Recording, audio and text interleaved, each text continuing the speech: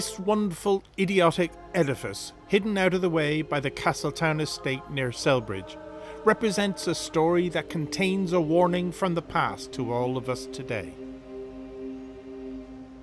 It marks a once sudden and devastating famine in Ireland that is little known and totally ignored. But the weather event that caused it could happen again at any time.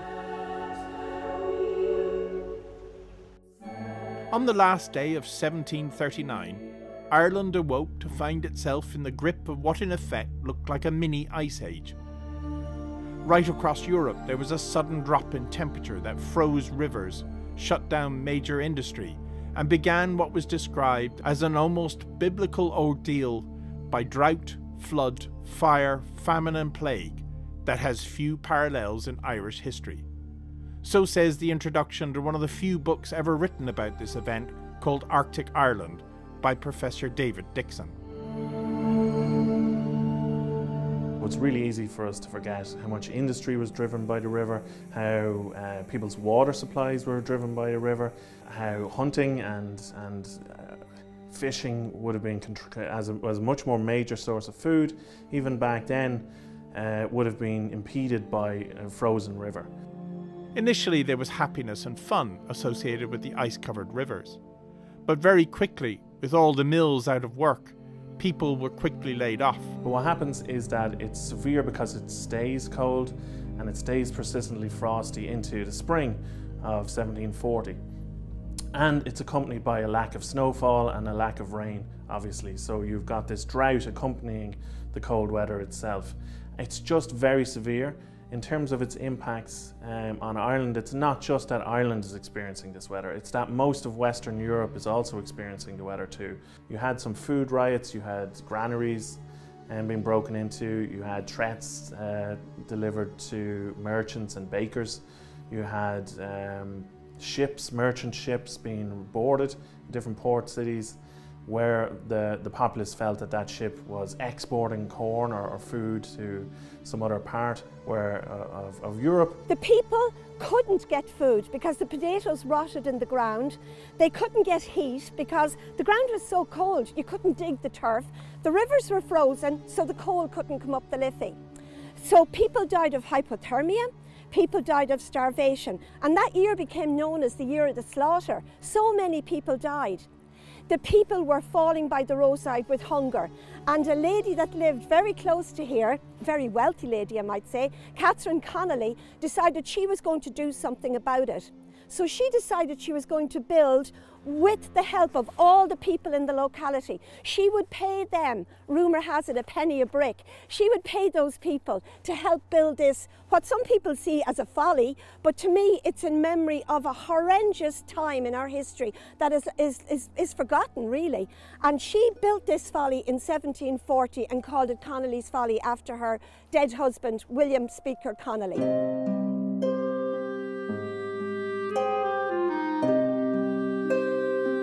Apart from this folly, there is only one other monument to the famine of 1740, and that was the building of the wonderful barn to store grain in Leixlip, although not completed until 1743. What it shows us is that human nature doesn't change. The people who were in the grain business hogged their grain and pushed the prices up, and the people starved. So Mr. Pryor wrote a policy recommending that large stores be built to contain grain, called magazines, by the way, and appear on the map of 1752 of this building called Magazine.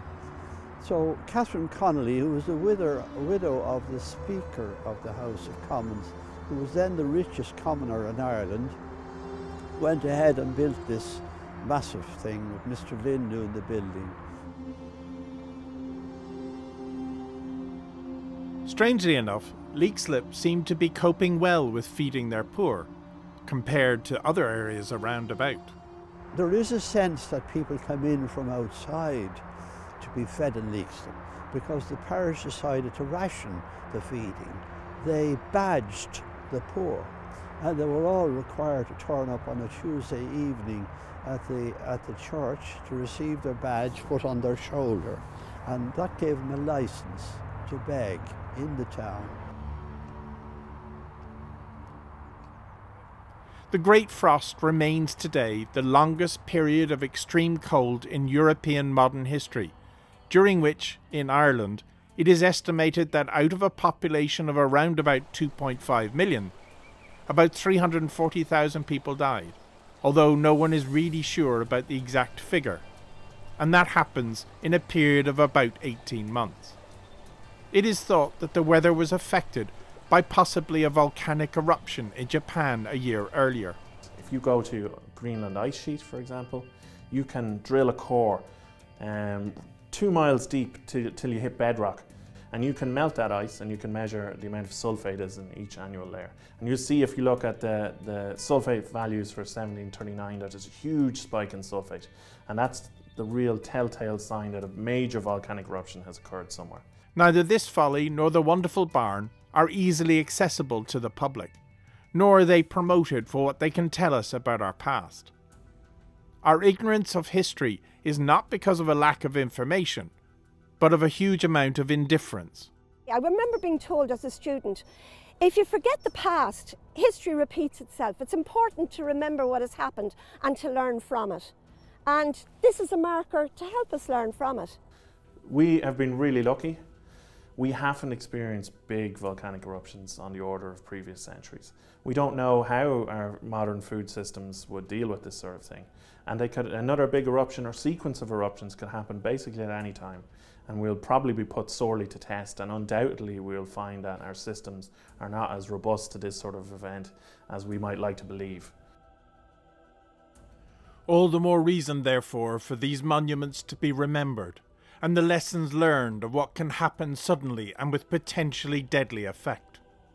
For all those who plan for the future would do well to heed this warning from the past.